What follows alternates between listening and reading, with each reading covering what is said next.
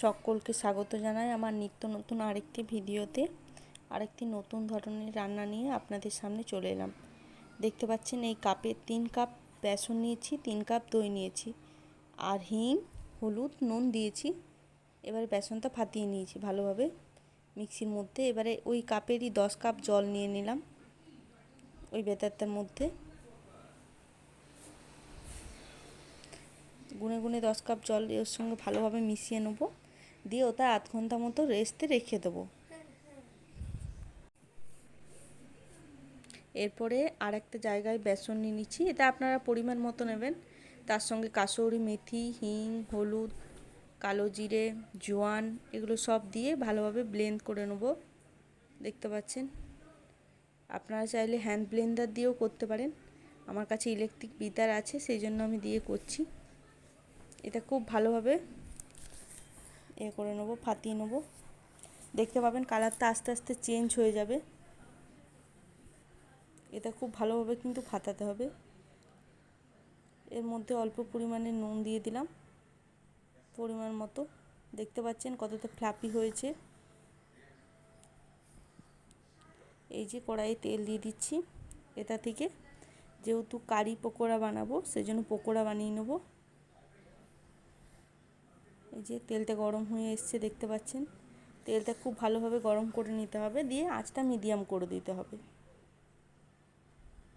এবারে এর মধ্যে আমি পকোড়াগুলো ছেড়ে দেবো, দেখতে পাচ্ছেন। আর এই পকোড়াগুলোর উপরে তেল দিয়ে আপনারা যত ভালো গোল করতে পারবেন শেপটা তত সুন্দর গোল আসবে, কিন্তু আমি অত ভালো শেপটা গোল করতে পারছি না। তবু দেখছেন মোটামুটি হচ্ছে আমার। এই যে হয়ে গিয়েছে, দেখতে পাচ্ছেন কতটা সফট হয়েছে বড়াগুলো,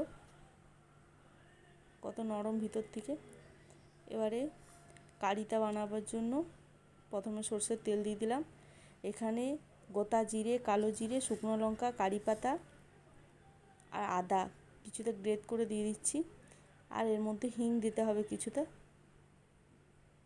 হলুদও দিয়ে দিলাম। এই যে হিং দিচ্ছি। এটা নিরামিষ রান্না একদম। আপনারা চাইলে ওই পকোড়ির মধ্যে পেঁয়াজও অ্যাড করতে পারেন। এটা গরমের দিনে খুবই ভালো লাগে।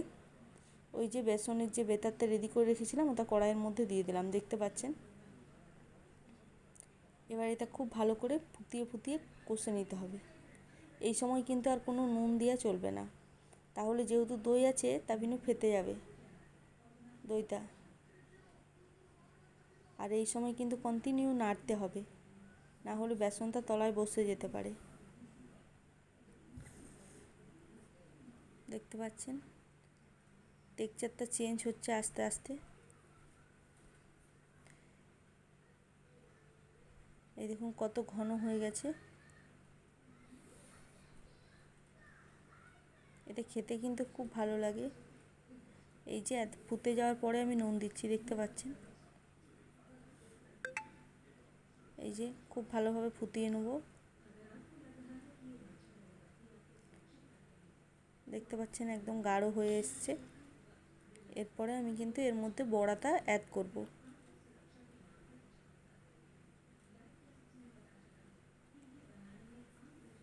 এই যে বড়াটা দিয়ে দিচ্ছি। বড়াটা দেওয়ার পরে কিন্তু আমি গ্যাসটা অফ করে দিয়েছি।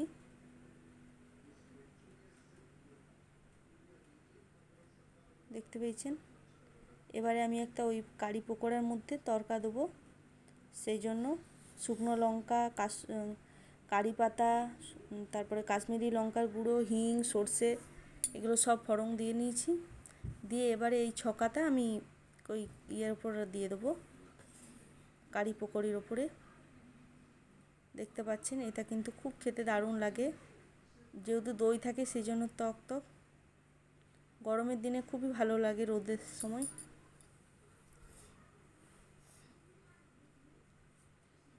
এই যে এবার এটা রেডি হয়ে গেল। আপনারা কে কে কারি পকোড়ি খেতে ভালোবাসেন প্লিজ কমেন্টে জানাবেন, আর যদি কেউ না খেয়ে থাকেন একবার বাড়িতে বানাবেন। আজকের ভিডিওটা এখানেই শেষ করলাম।